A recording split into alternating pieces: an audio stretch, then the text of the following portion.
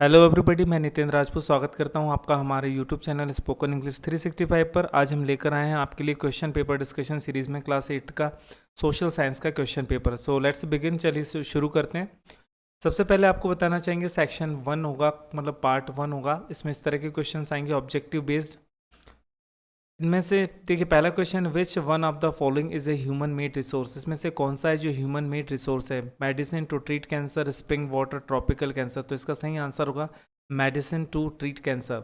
Second question है, which one is not which one is not renewable resource. तो इसमें से कौन सा नॉन रिन्यूएबल रिसोर्स है? तो इसमें आंसर आएगा आपका natural gas. Which one is not a factor of soil formation. तो इसका आंसर आएगा soil texture. Which one is not a producer of mica. इसमें से कौन है जो माइका का प्रोड्यूसर नहीं है? तो वो उसका आंसर आएगा कर्नाटका। नेक्स्ट इसके बाद है, history of British India was written by James Mill. इसके बाद नेक्स्ट क्वेश्चन है आपका, टाइगर ऑफ मैसूर किसे कहा जाता? तो इसका आंसर होगा Tipu Sultan. The ryots were stands for cultivators, permanent settlement done by lord Cornwallis. ये वाला आंसर आएगा लॉर्ड कॉर्नवालिस। स्थायी बंदोबस्त जो होता है उसको किसके द्वारा किया गया? इसके बाद नेक्स्ट क्वेश्चन है आपका, फादर ऑफ इंडियन कॉन्स्टिट्यूशन किसे कहा जाता है? तो डॉक्टर BR अम्बेडकर। इसके बाद नेक्स्ट क्वेश्चन है आपका, president of the constitutional assembly के प्रेसिडेंट कौन थे? डॉक्टर राजेंद्र प्रसाद। इसके बाद नेक्स्ट क्वेश्चन है आपका,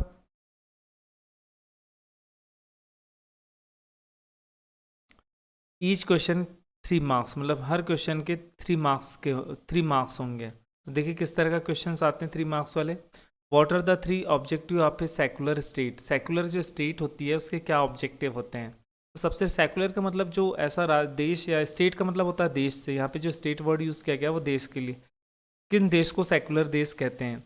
वहाँ पे क्या होता है, मतलब जो एवरीवन एन्जॉयज रिलीजियस फ्रीडम, जहाँ पर हर इंसान के पास आज़ादी होती है, धार्मिक स्वतंत्रता होती है, और everyone can practice and propagate their religion. वो अपने धर्म का प्रचार कर सकते हैं, प्रैक्टिस कर सकते हैं। ठीक है।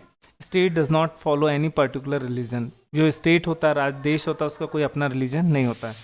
So one religious committee will not dominate over another. तो सबसे पहला जो रहता है सेकुलर का ऑब्जेक्टिव, कि एक जो रिलीजियस कम्युनिटी है, यहाँ पे कम्युनिटी लिखा है, इसको कम्युनिटी कहेंगे।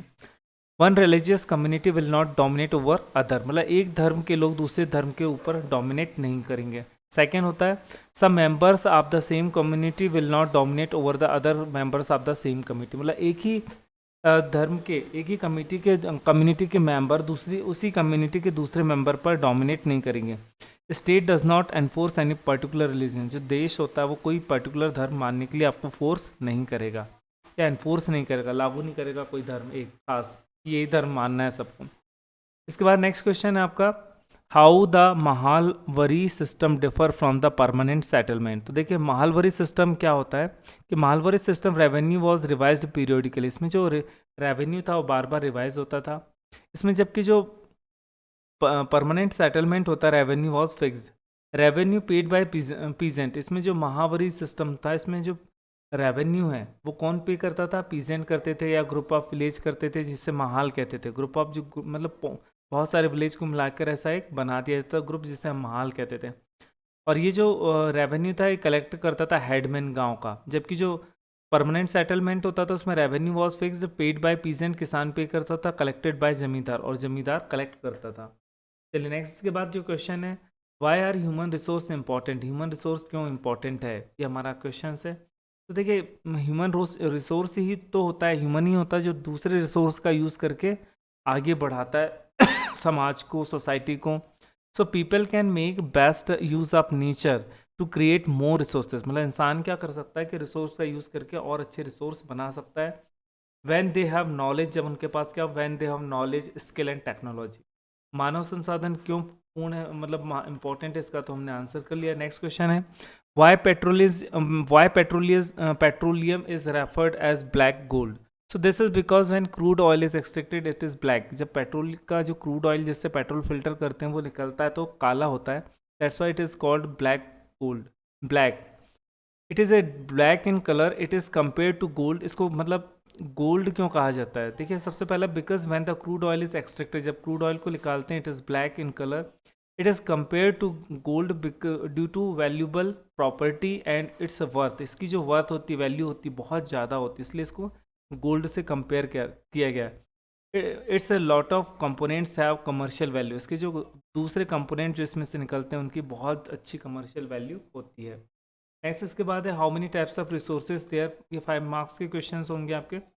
How many types of resources explain with example, natural resource होते हैं, ह्यूमन रिसोर्स होते हैं, जैसे नेचुरल रिसोर्स में आएगा water, air, cool, solar energy. Human resource में, ह्यूमन मेड रिसोर्स में होता है व्हीकल एंड रोड्स, व्हीकल और रोड्स जो होते हैं वही आते हैं ह्यूमन मेड। ह्यूमन रिसोर्स तो आप जानते हैं कि ह्यूमन खुद ही होते हैं। इसके बाद नेक्स्ट है what about the battle of Plassey, battle of Plassey के बारे में बताइए। The battle of Plassey was fought between the forces of nawab of Bengal Sirajuddaulah and the English East India Company led by Robert Clive. It was fought on 23rd June 1757 at Plassey near Murshidabad. A major portion of the 50,000 strong army of the Nawab was controlled by the Mir Jafar. जो army थी 50,000 लोगों की, उसको जो नवाब थे उनका एक जो व्यक्ति था वो मीर जाफ़र, वो उसको कंट्रोल करता था, ठीक है। But who was hand in glove with the Britishers, लेकिन वो किससे हो गया था? वो मिल गया था ब्रिटिशर्स से। His man did not join the battle at the crucial time, और जो आर्मी मैन थे तो उन्होंने एक इम्पॉर्टेंट समय में जो है वो मीर जाफ़र का जो सिराजुद्दौला का साथ देना था तब उन्होंने साथ नहीं दिया। As a result the nawab men से सफर्ड हैविली, नवाब के लोग बहुत अधिक संख्या में मारे गए। And nawabs army was defeated, और नवाब की जो आर्मी है वो डिफीट हो जाती है, हार जाती है easily by the British. Later the nawab himself was caught, और उसे पकड़कर मार दिया जाता है। And mister Mir Jafar was instituted as the new nawab of Bengal, और मीर जाफ़र को नया नवाब वहाँ का बना दिया जाता है। तो इस तरह से कहानी थी प्लासी की, जो बहुत ही हिस्टोरिक इंपॉर्टेंस है इंडियन हिस्ट्री में। Explain the permanent settlement, permanent settlement क्या है? The permanent settlement was the land revenue system, land से रेवेन्यू कलेक्ट करने का एक सिस्टम था।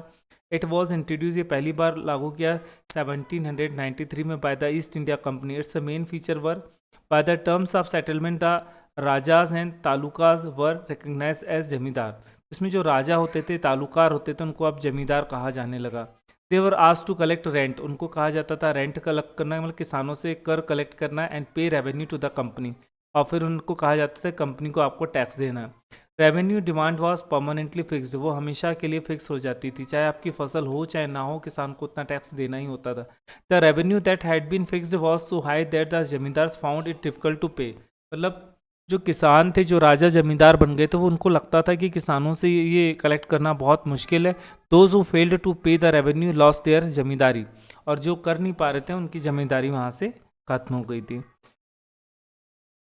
Right the main features of Indian constitution, Indian Bharat के संविधान की खास बातें क्या है? The lengthiest constitution in the world, दुनिया का सबसे बड़ा संविधान है इंडिया का।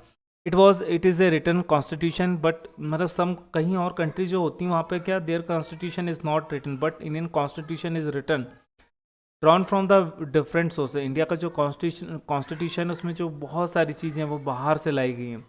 मतलब हमारे जो पार्लियामेंट्री फॉर्म ऑफ गवर्नमेंट, मतलब देखिए गवर्नमेंट दो तरह की होती है, प्रेसिडेंशियल और पार्लियामेंट्री, लेकिन हमारे जो प्रजातंत्र है उसमें we follow the parliamentary form of government.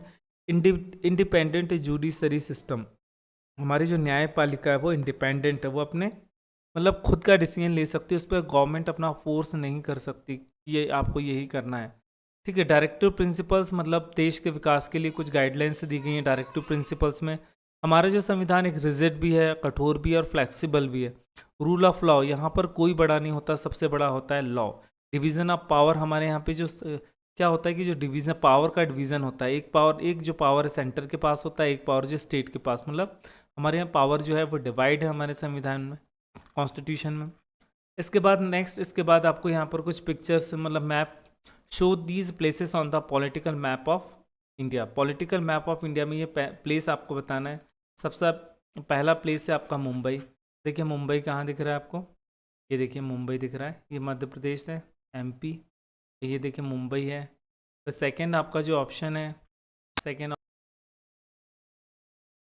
Second आपका ऑप्शन है मैसूर और थर्ड है बक्सर। देखिए मैसूर कहाँ पर है, ये मैसूर आ गया आपका, ये बी ऑप्शन, ये कर्नाटक, ये मैसूर आ गया आपका। थर्ड ऑप्शन है आपका बक्सर, ये देखिए बिहार में, ठीक है। फिर लखनऊ है ये आपके यूपी में, असम आपको ये दिख रहा है, और वेस्ट बंगाल ये बंगाल ये दिख रहा है।